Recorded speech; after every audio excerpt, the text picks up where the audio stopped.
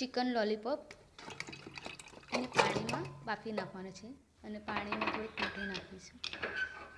બફાઈ જાય ત્યાર પછી એક કડાઈમાં તેલ, દળેલું જીરું, હળદર, મરચું, ગરમ મસાલો, ત્યારબાદ તેને મિક્સ કરી દેવાનું.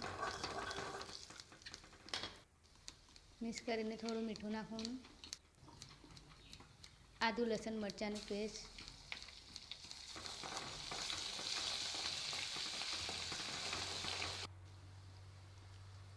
લીલા ધાણા, લીલું લસણ એને બી તેલમાં ફ્રાય કરી દેવાનું અને બાફેલા લોલીપોપને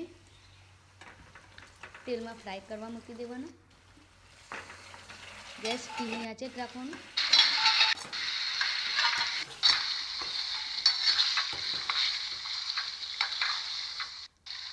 પાછું મિક્સ કરી દેવાનું અને થોડું પાણી નાખીને ખાવા દેવાનું 5 મિનિટ.